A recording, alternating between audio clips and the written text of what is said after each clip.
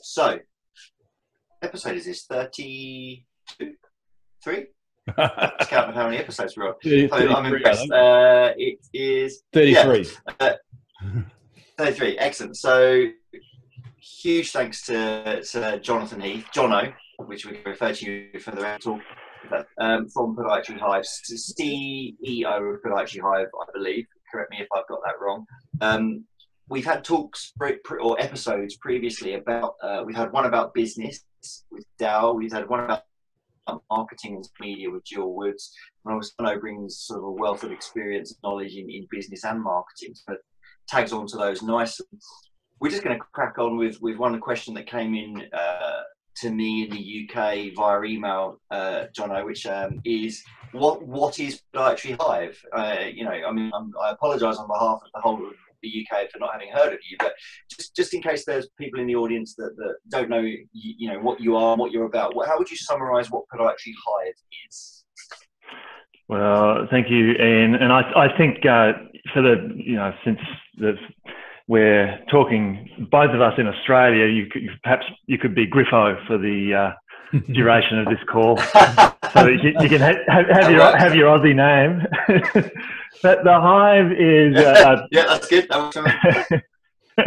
The Hive's a place where practitioners can come to just get a lot of business resources and help with transforming their practice. I mean, that's why we operate, to transform practitioners into successful business owners. And we really do that through providing business education, business coaching, a whole wealth of resources in our toolbox. And we've also recently started rolling out systems documentation and processes for practitioners and working with their teams to set up a lot of task automation and process automation in a business framework.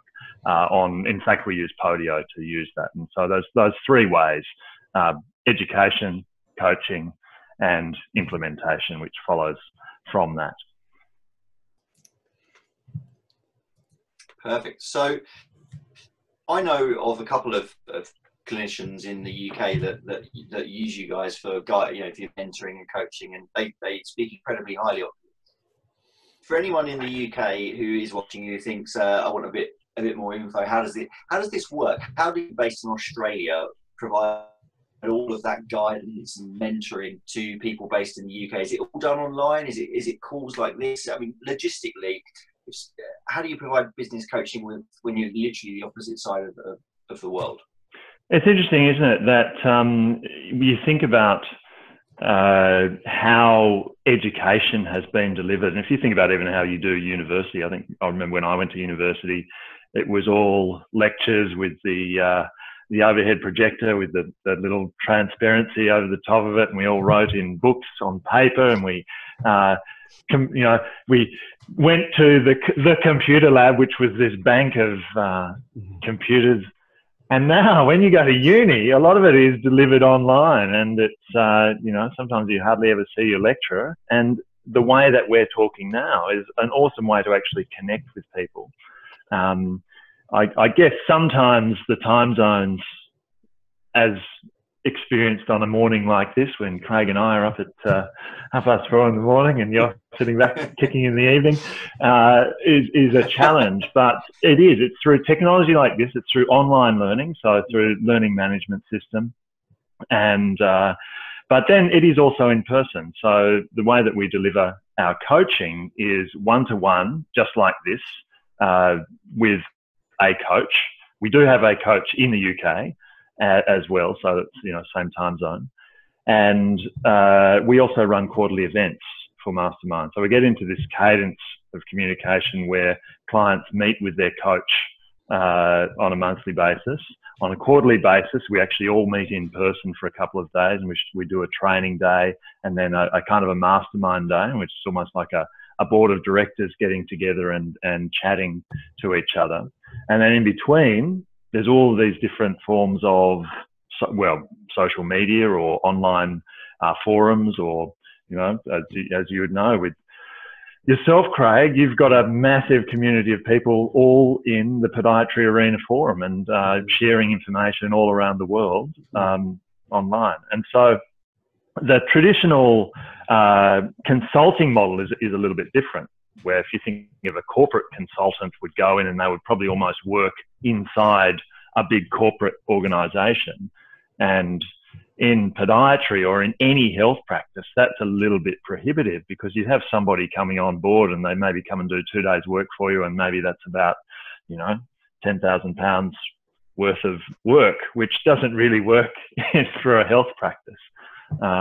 And so we have a leveraged delivery model that hopefully is then a little bit more affordable for practitioners who really want to, you know, have a sounding board with a group of other people who are in a very, very similar situation as well. So, yeah, power of technology that you guys are now utilising very well. Yeah, actually, Jonathan, I just a little bit off topic, but when you started talking about the you know, this ivory tower, you go to the lecture and the expert sends out his knowledge. I never forget this quote about what a lecture is from many years ago. And a lecture is nothing more than when the information goes from the notes of the lecturer to the notes of the student and doesn't pass through the brains of either. So this technology has just changed that, just turned it around. It's actually, you know, it's all about interacting with content, not having it expelled to you or espoused to you by the God at the front of the lecture hall. It's interesting that you say that, Craig. But what that makes me think about is, you know, what's the difference between teaching and coaching? And as a business owner, you probably need to be involved in both with anyone that you're bringing onto your team. You do need, particularly if, say, you're going to bring on a new podiatrist, you need to be able to mentor them and teach them clinical skills, because when they come out of university, there's still so much they need to know. But you're also going to need to use coaching or mentoring skills, which are kind of a little bit different, where you're not actually saying, right, do this, do this, do this. It's kind of questioning them to, you know, work out, you know, how they want to craft their career, where they want to specialise, to follow their interests. There's so much that people can actually follow in podiatry. And I think that's often a very big distinction that we make with business coaching versus just business education. And I'd like to think that, you know, you can go and, you know, tick off your CPD, and hopefully there is some kind of leftovers left in the brain as you're taking the notes from the lecture or when you're doing your CPD. But when you get into a coaching relationship, it's really about challenging yourself. And whether that's business coaching or whether that's you as the principal in your practice coaching and mentoring your team members, whether it's your pods or whether it's your administrative team members, then that's the kind of skills that I think you really need to learn as a business leader. And I say business leader, and a lot of you guys may be out there as a single practitioners, but look, that's something, if you can develop those skills, even as somebody who doesn't have a big practice, it's really going to help you with your patients as well. Because, you know, what we know about patient outcomes is that if you can influence the behaviours of your patients, that's probably going to have a much bigger kick and knock-on effect on, you know, whether they have a good outcome than the actual treatment that you give in the first instance. Yeah. Nikki just asked a question that you've answered already, but I'll just repeat it. She just sort of asked what the difference between coaching and mentoring was.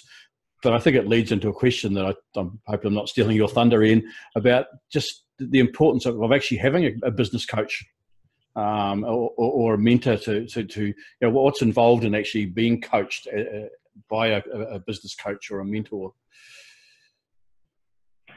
Are you throwing that back to Ian, or you want me to have a crack at that one? No, what I meant was, I think it's on Ian's list of questions, so I'm probably stealing his thunder. I see.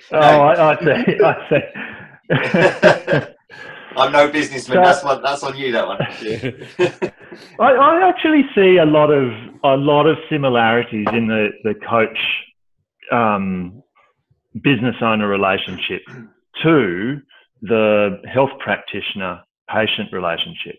And I know when you know, my GP is so big on the importance of continuity of care, and not just going and seeing the random GP from one of those super clinics and never seeing anybody who actually gets to know you. And I think when you're thinking about, okay, what does a business coach do? They have a relationship with you as a whole person who is a podiatrist, who is a business owner, who has a whole heap of other things which are actually important going on in their life. And it's their job to help you work out, and when any business coach starts with you, not just us, they'll look at, okay, let's get a little bit clear about what you're trying to create here. What's the scale of it? Are you trying to build an empire, or are you just trying to get really efficient by working as a single practitioner? And so you look at what's that big vision, because there's no point in going and saying, right, let's do this really fancy website and put massive amounts of marketing into this, when if your vision for the practice is you being a practitioner who has really good systems, but it's just going to be you, and maybe you're doing a bit of mobile stuff or whatever, in trying to build something massive at the front end, if that's your vision. So it's just getting really clear about what is that vision, where are you going to go, and then working backwards from there, so that then you start working out, well, how am I going to get there? And I guess there's also a lot of, and it sounds really basic, but a lot of work on, okay, well, let's look at what you've got to start off with. What's the situation with the financials? Let's do a really in-depth investigation of what your practice looks like. Do you have vision and values in your practice, and a clear purpose for why you're doing it? Do you have an idea of what's happening with all your metrics? Are you across the financials? Do you know where the money's going and where it's coming from? Do you have systems to actually bring in patients? Do you have relationships with other people? So that's the marketing piece. Do you have a team, and do you actually all have responsibilities and roles? What else? Do you have an operation? You have documented processes. So this is the way that we do things in this practice. And then I guess finally, the thing that would then pull all of that together is just having, I guess we would call it the habits of high performance. Do you have a real handle on your own stuff?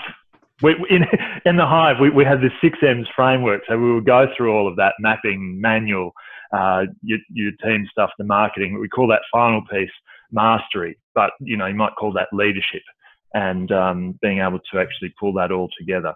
So the coach will look at all of that and help you get really clear on planning out what that all looks like, what it looks like now, where you'd like it to take you, and then over time, they'll work with you just little by little to help you decide, okay, I've got to get all of this right here's my ideal vision of what it is, whatever it is out there, my ideal practice. The coach's job is to help you in those increments, little by little, to just chip away. What's the next most important thing to get right? And they work as a kind of a sounding board. And also there'll be somebody, hopefully, who's learned a lot about your profession, and also, or maybe there'll be somebody who's actually been there and they're 10 steps ahead of you. Don't necessarily have coaching, mentoring, quite similar. Obviously, a mentoring situation, often it's not paid. But again, if you're looking for a mentor, you'll be looking for that person who has done it or have a lot of knowledge in that space. And so it's, again, just chipping away. And over time, like the relationship that you would have with your patients, you would get to know what your patient is like, what they want, what their bigger picture context is. Why is it actually important for them to improve this particular thing? It's not like you're just treating a problem when you're a podiatrist. You're treating the whole person, and in exactly the same way, a business coach is helping that person create what they want so that it supports all of the other stuff that's important in their life. Yeah. I mean, historically, I find it interesting, if you go back 20, even 30 years and you pick up a chiropractic magazine, they've always had advertisements for business coaches, for mentors. And it's always intrigued me that chiropractors seem to be leading the way on that, whether it's because they just tend to be more business orientated. I don't know why. And I think podiatry is a bit late to the game. Since the Podiatry Hive's come on the scene, I think there are quite a few other organisations getting involved. So I wonder if you've got any comments on why you think podiatry's become a bit late coming to the party. Yeah, I've noticed this too, Craig. I did a workshop in Perth a couple of years ago, and there was a guy who, and just by the way, it was the topic of the workshop was how to prepare your business for sale.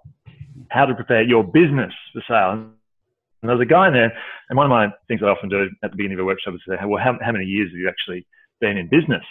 And this guy goes, oh, I've had a practice for 37 years, but podiatry practice is not a business. I'm like, what? How come you're at this workshop? You've been doing this for 37 years and it's not a business. But the fact is, we're in this thing which people often self-identify as being a podiatrist, or, you know, in the past being a chiropodist. And I think there just hasn't been that transition and it's a mindset transition, I think, from being a podiatrist to being a podiatrist and also being a business owner. And for whatever reason, I think perhaps because I mean, it's slightly different history in the UK and in Australia, but in Australia, I think it's been very closely tied to the medical model.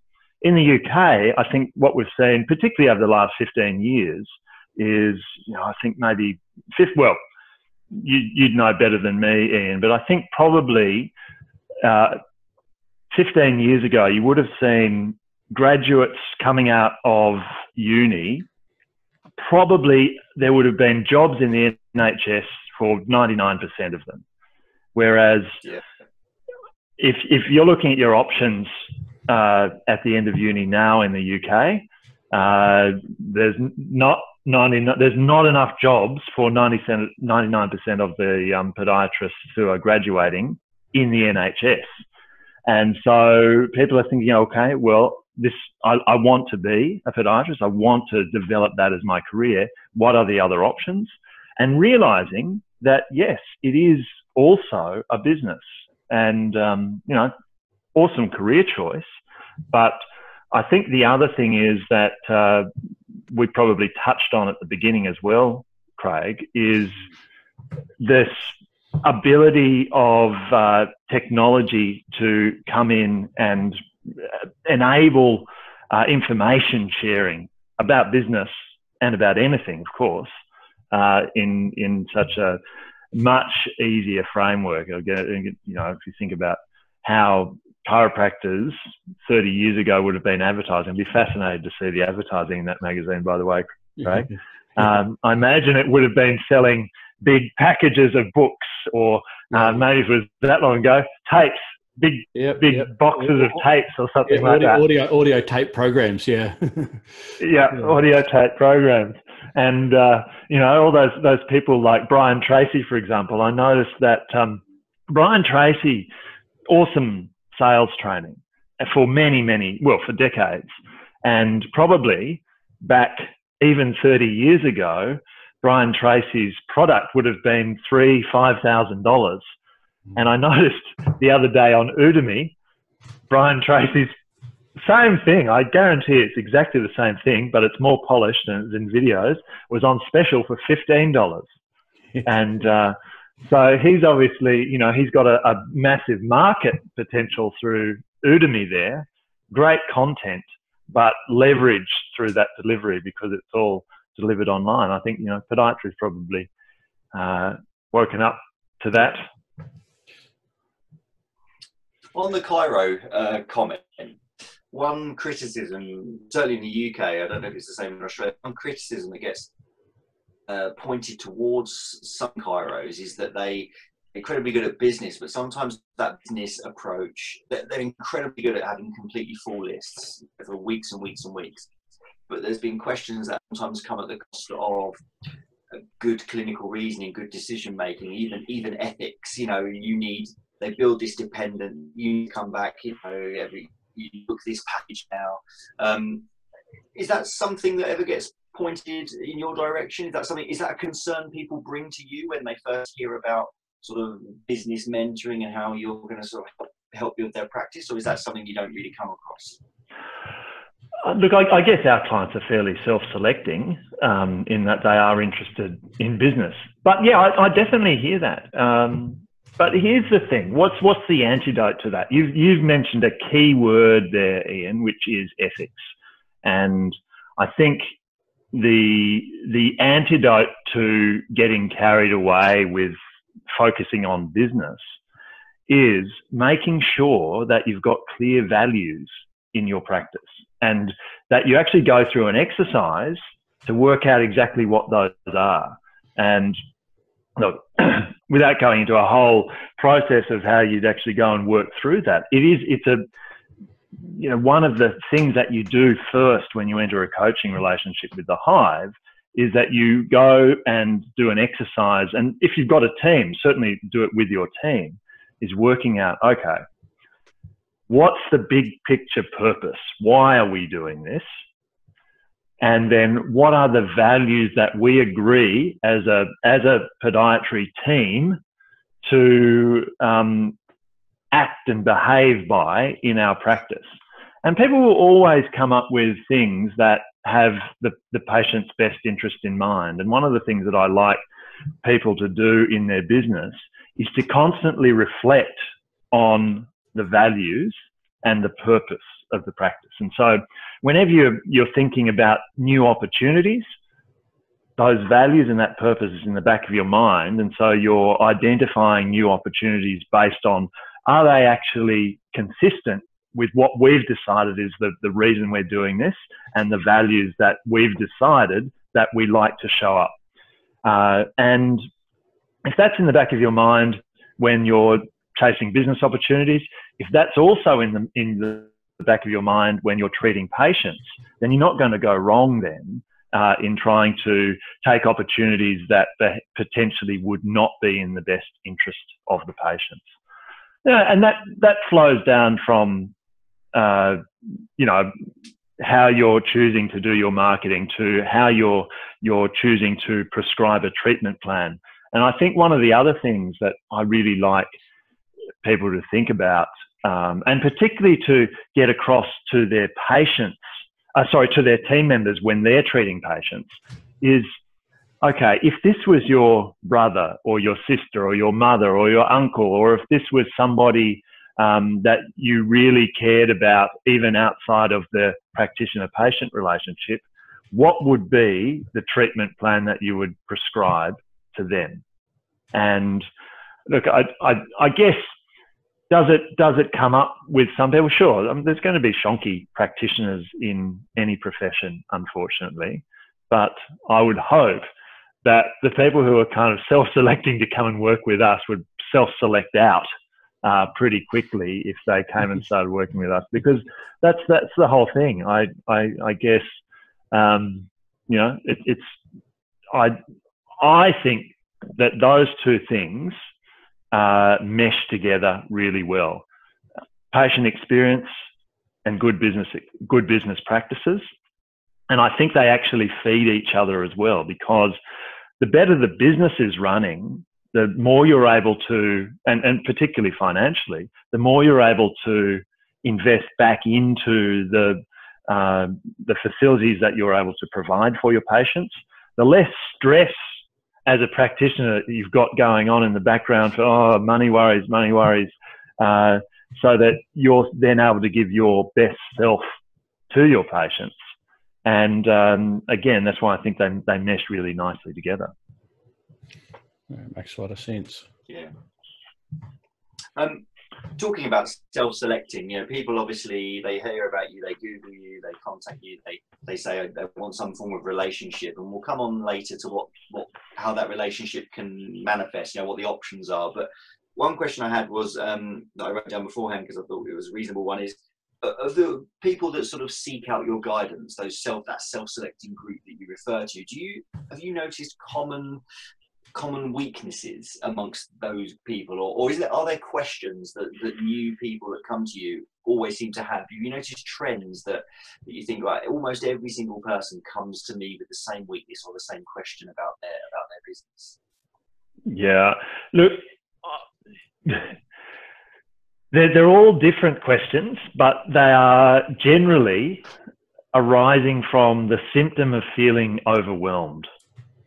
So if you think about your patients, they're coming to you, and they're like possibly different causes, different problems, but the symptom that they're feeling is pain somewhere, and so they're coming to you. In the pain that our clients are feeling is overwhelm with something. That's generally it. Some people come for specific strategies, so they'll say, "Look, I think I need to do Google AdWords. Can you help me with Google AdWords?" And it's that, to me, that's kind of like someone coming to you and saying, "Right, how much are your orthotics?" And it's like, well, hang on a minute. Can we just step back?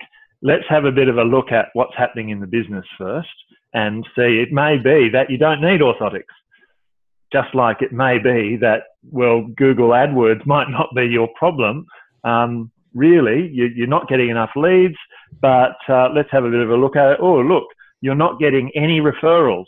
Have you spoken to any of the other health professionals in your area over the last 5 years? No, we've just been doing this. Well, you know what? It might actually be easier than setting up a brand new website so that it's good for sending Google AdWords traffic to actually start doing some relationship building with other health professionals and other people who potentially might refer to you. Or, you know, and I guess that's it. They're feeling overwhelmed because there's something going wrong in either the marketing, maybe the delivery, and the operational side of it is a little bit chaotic. And so, again, look, as I'm speaking here, Ian, I keep thinking, you know, there's so many similarities. You're asking questions, and then you think, okay, yep, that might be the problem. You're diagnosing in a way, and then you're prescribing, and it's quite similar. So, you know, what would you prescribe? Well, if there's no plan and vision, and you go back and you'd start working on that. Do you have other trusted advisors in your network? Maybe, you know, some people aren't keeping track of the numbers, which, you know, is such a big thing to be able to, if you can see the numbers in your practice, to be able to actually make informed decisions about some of the strategies that you're going to implement in the future. A lot of the people are also very disorganized, and, you know, we all do this. We start out a business, it's a great idea. We just, okay, we've got to solve this problem, so we do that. And then we've got to solve that problem, we do that. And then we create lots of things, and they go in some drive somewhere, and, oh, can't find that again, and so I have to recreate that. And then you get a new, somebody new on reception, and there's like, well, what do we do here? And it's like, oh God, the previous receptionist just had that disc over there, and that's where all the stuff is. I don't really know. So maybe there's no processes to actually show. So, you know, there's a whole heap of little pieces that kind of stick together and work together and that drive a business. And any one of them can be the cog that's putting it out of alignment. That's perhaps how a chiropractor might talk about it. And I guess then it's a matter of looking at the business a little bit more holistically. But yeah, specific things. I don't know. I'm guessing that for anyone listening here, you may get that question a lot. How much does this cost at the beginning of the relationship? And, you know, I certainly am someone who would advise the person who's picking up your phone to say, well, what seems to be the problem? Have you actually been to see us before? And try and just do a bit of a triage to start off with, to see, look, is the problem that you're experiencing even something that our podiatrists deal with, before you start talking about price, or worse still, having your front of house team diagnose somebody's foot problem over the phone for them, without the podiatrist actually seeing them. And but generally it'll be in one of those areas that people are feeling the pain, and often it's not enough patience or not enough time. And those are the two big ones. Oh, actually, there is a third one once people get established. Patience first, not enough time second, and then, oh my God, I can't get anyone good to work for me, or I'm having trouble getting this person to get on board with what we're about here at the practice. So it's team is the third one. Actually, that one on getting the right people to work for you, I from all the people I talk to, that does seem to be their number one issue, and one some struggle with, and I think Jonathan, you know what I'm talking about too. Yeah. And I think we've also touched already, Craig, on one of the key things to help differentiate you to attract the right team members, which is getting the vision and values right. And even in your advertising, when you're trying to employ a new pod or a new front of house person, is leading with, look, everybody is advertising for that skill set for a podiatrist. What is the thing that's actually going to make you stand out as a preferred employer? I would like to go and work for somebody that I trust, somebody that I like, somebody who believes the same things as me, somebody who has a vision that I can actually buy into, somebody who has similar personal values.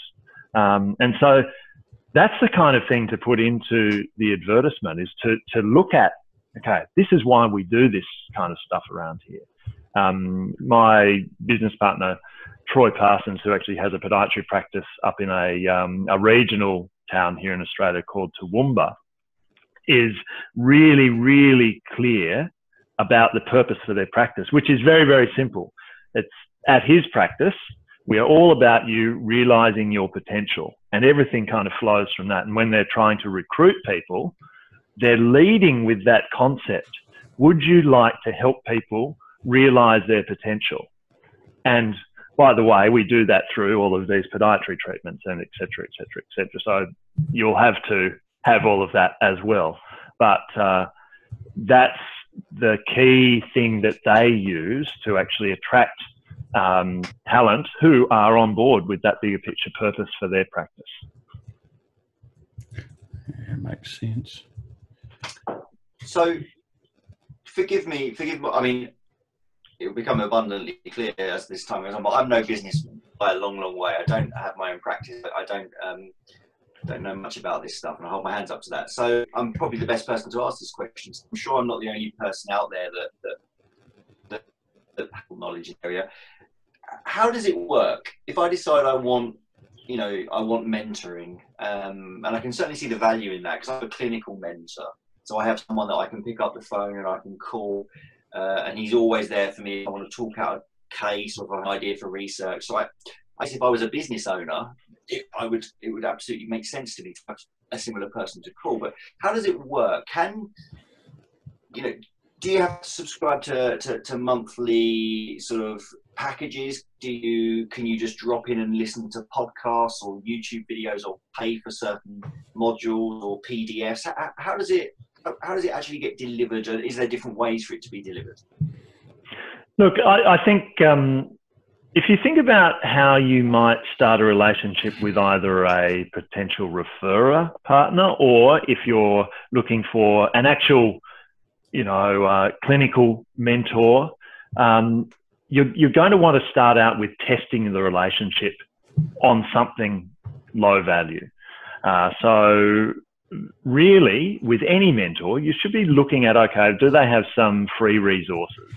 And certainly that's where I would start. There's a whole heap of things like registering for a webinar, seeing what you think, downloading a white paper or that kind of thing. We have various different webinar replays that you can register for and check out. So I did one recently just called the Turnkey Practice, which was on systems. So thinking about systems, go and have a look at that. Test the waters first to see if this is something that actually makes sense for you and your practice. And then if that is all good, then think about, okay, well, perhaps booking in just a mini chat, a mini review, even if it's just a 15-minute to have a quick overview of, okay, where are the gaps? I mean, we have this framework, our 6Ms framework, where we look at the map, the metrics, the manual, the marketing. That's a tricky one, isn't it? Couldn't get anything to start with M that was my team. Anyway, so it's my team and personal mastery. And it's like to do a quick overview of your current reality around that framework. And then we started off in the Hive where we just had a recurring subscription monthly. That's now changed a little bit because that part of it has become a buyer's group. And so there are courses which are just one-offs, which will be on each of those different areas. Or maybe it is a coaching relationship. And a coaching relationship, I always like to ask people to say, look, commit yourself to doing this at least for 9 to 12 months. I know a lot of coaches actually do contracts. We don't contract at the Hive. And the reason for that is I kind of feel I don't want anybody working in a coaching relationship who doesn't feel that they're getting value. But I do ask people to say, look, make a personal commitment to yourself to do this for 9 to 12 months, because the changes that you probably want to make in your practice are not just going to be happening overnight. And so then it's getting into that cadence that we do. You start with a business analysis review, which is fairly comprehensive.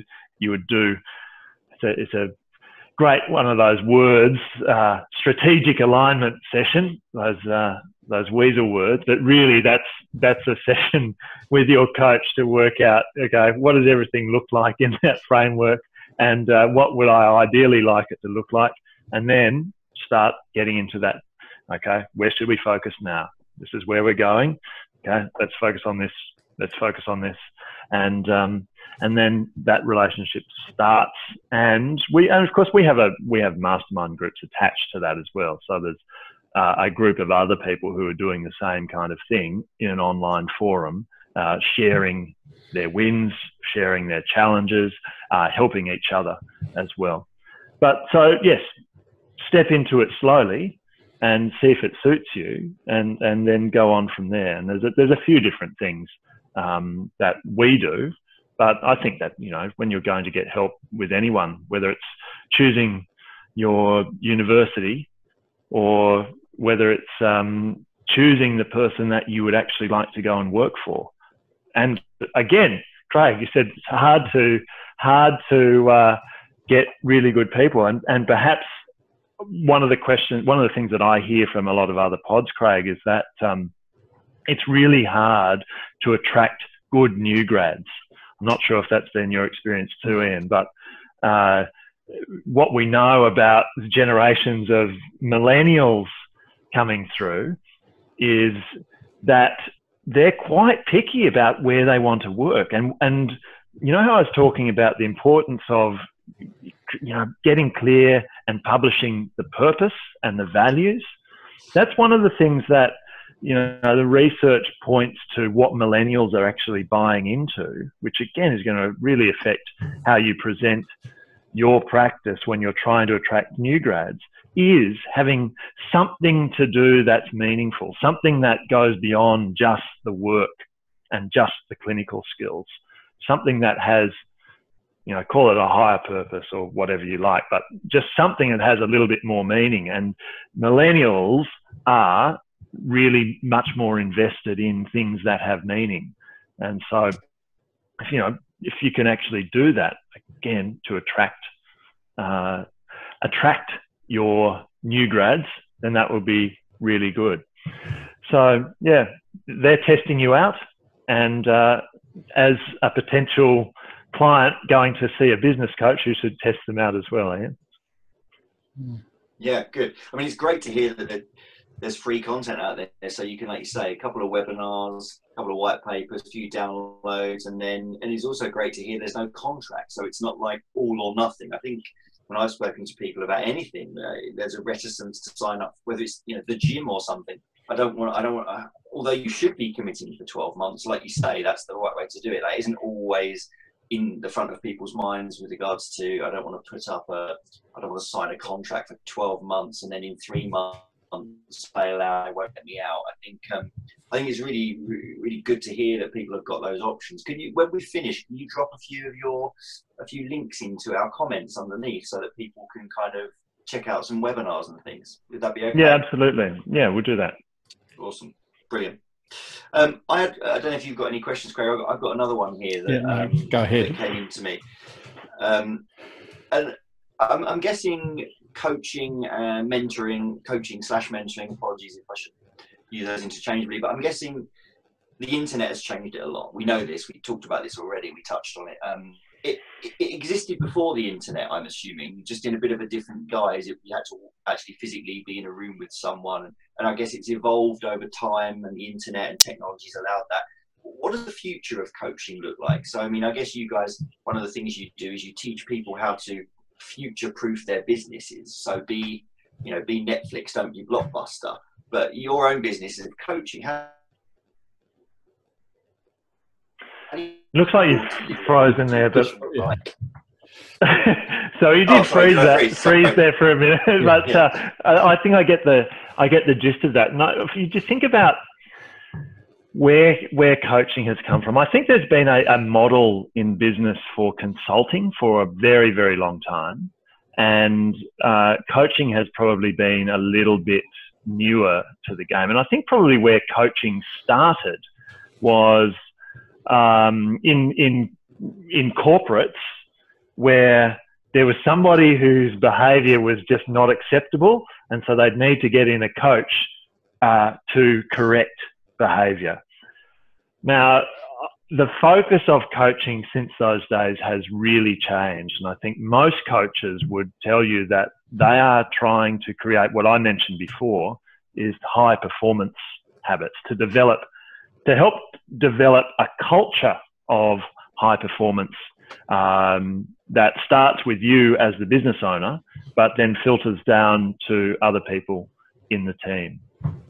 So I think when you think about the research on where people's careers are going, where the potential for work is heading in the future, it's all there was a Deloitte study which came out last year about the skills that would be needed in the future, and it was all around these kind of soft skills. People who have great interpersonal skills, people who are able to deal with people, they're going to be the skills, I think, and the skill set that is really important in the jobs of the future. Now, that's where I think coaches do come in, and that's why I think there is a good future in general for coaching. I think if you think about, okay, well, what are we at risk of in podiatry? Well, technology, things that can actually fix you without anything else. I know I'm not sure if you guys are aware of the X Prize, where there was a $20 million prize put up for somebody. You a Star Trek fan at all, Ian? I'm sure you are, Craig. You're not. Are you, Craig? You would be. Okay, Craig, so you remember that Spock had was it the tricoder? The tricoder. Do you know that little thing that it's basically you wave it over somebody who is ill, and then you look at it and it would tell you all the vitals and exactly what you had to do. Well, the X Prize was this concept for people or companies to develop the equivalent of that Star Trek tricorder. And it was actually awarded last year, about halfway through the year, to a couple of companies to develop this diagnosis tool. So we've got this technology happening in the background. We've got things that can be automated being automated, and we're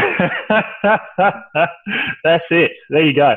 And so if you look up the X Prize, they actually were able to develop something that was, well, able to do that thing, except instead of 3 things, the criteria for entry was that it could do 13 different functions for, you know, medical analysis. So we know that all of these things are coming on stream. What are the things that technology can't do very well? Well, it's all of that stuff which is in the space of human genius. It's the way that you're able to understand people's motivations for things. It's the way that you're able to analyze the meaning behind, or the deeper root cause of somebody's problem, and also then to give that context in their life. So I'm talking now as a you know, a practitioner with a patient relationship. That's where your high value lies. It's in all of those things that are uniquely human, and then it's to then leverage the technology in the best way as it improves, and always keep an eye on that. And so I think a coach's job is to really help you to develop those soft skills, which are so important. And also, any good coach has to be really looking at the changes in technology, because you can so quickly get left behind in your ability to deliver best practice, whether that's in a coach-client relationship or a practitioner-patient relationship. So you have to keep your eye on the ball. So yeah, I do see a great future in coaching. Yeah. Good stuff. I had one more question, which we've probably sort of already touched on, and it was, you know, do you have your top 3 tips for the new clinician / business person? I mean, I guess we already touched on how individual the concerns and. Oops, you're frozen again there, Ian. Okay, I'll tell you what. Frozen there. While we wait for you to come back, there was some frozen. Oh, yeah. Well, just what about the importance of? Sorry. There's the relationship between the coach and the relationship between, say, the business manager. What about the coaching from the business manager to the team? You know, especially admin staff, and the importance of training them as well. That is, and I guess we've probably touched on that. That's one of the biggest challenges too.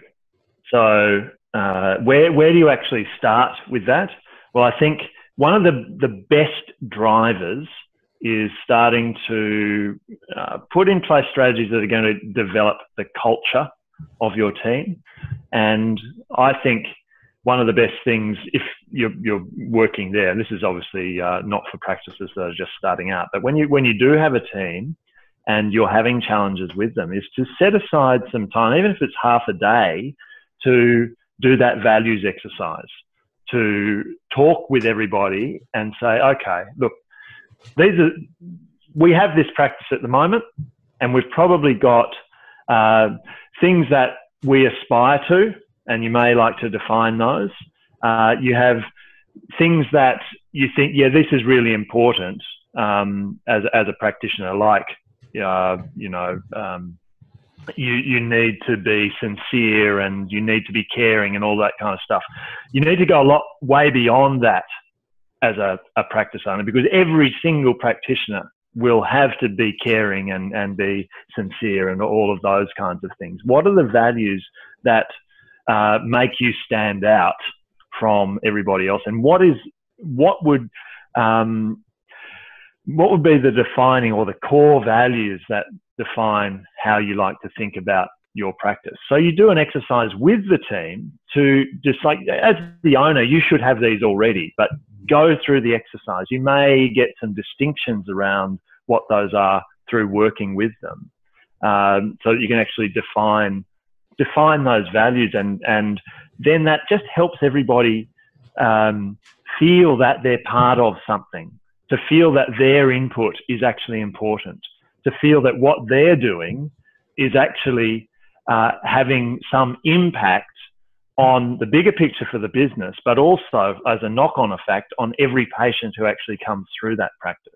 And so if they can feel that, then they'll have buy-in to help develop whatever it is that you're trying to develop. So I'd absolutely recommend going through, even if you can run it yourself, you could get a facilitator to do it, but to work on that bigger picture values as a starter. One recommendation that I would make, and a lot of people would probably have seen this guy because he's done a TED talk. His name is Simon Sinek. He originally wrote a book called Start With Why. And even if you don't want to read the book, I'd recommend just doing a Google search for Start With Why, Simon Sinek, and watching his TED talk, as if I think it's probably almost 8 or 9 years ago that he did the original TED talk on Start With Why, but it's well worth the 18 minutes of your time that it takes to watch that TED talk. And that is the kind of thing that you can show your team and also work through what he talks about in that video with your team, so that they then get, you know, real buy-in to what you're all trying to do, and that they feel they have input to it. And then from that, you can then start working on the bigger picture. I think communication is one of the other really important things too, and getting your formal communication, not just obviously you pass each other in the hallway on a day-to-day basis, but putting some formal cadence around that communication. So with your front of house team, it might be a weekly admin meeting. If you're a bigger practice, it might be a weekly leadership meeting as well, and making sure that you're doing regular mentoring with your podiatrist. So that might be a monthly CPD evening, for example, where somebody shares something back to the team that they've learned each month. So that constant formalized communication, as well as the other communication that you have with your team members, helps really develop that culture.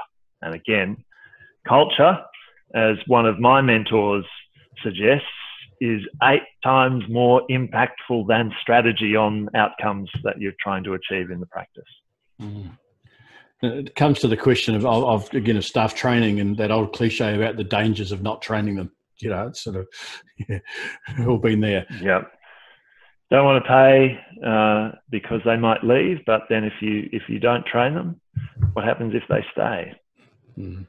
Yeah. No. Well, that's brilliant.